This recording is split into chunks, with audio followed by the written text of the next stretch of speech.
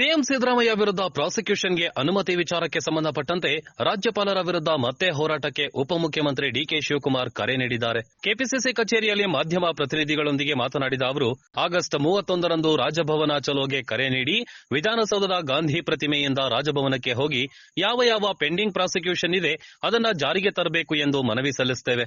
ಈ ಹಿನ್ನೆಲೆ ಎಲ್ಲಾ ಶಾಸಕರು, ಸಚಿವರು, ಪರಿಷತ್ ಸದಸ್ಯರು ಭಾಗಿಯಾಗಬೇಕು ಅಂತ ಸೂಚನೆ ನೀಡಿದ್ದಾರೆ. ಇದೇ ವೇಳೆ ನಮ್ಮ ಬಿಗ್ ಬ್ರದರ್ ಕುಮಾರಸ್ವಾಮಿ ಸಾಚಾ ಕೆಲಸ ಮಾಡುವವರು, ಇವರ ವಿರುದ್ಧ 10 ವರ್ಷಗಳ ಹಿಂದೆಯೇ ಕೇಸ್ ದಾಖಲಾಗಿದೆ.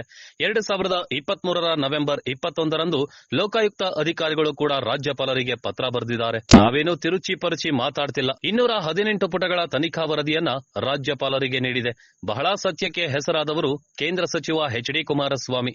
ನಾನು ಸಹಿಯೇ ಮಾಡಲಿಲ್ಲ ಎಂದು ಹೇಳಿದ್ರು. ಅವರ ಹೇಳಿಕೆ ನೋಡಿ ನನಗೆ ಆಶ್ಚರ್ಯ ಆಯಿತು. ಅವರ ಸಹಿ ಅಲ್ಲ ಅಂದ ಮೇಲೆ ಯಾರೋ ಫೋರ್ಜರಿ ಮಾಡಿದ್ದಾರೆ, ಸಹಿ ಫೋರ್ಜರಿ ಮಾಡಿದ್ದಾರೆ ಎಂದು ಯಾಕೆ ದೂರು ಕೊಟ್ಟಿಲ್ಲ?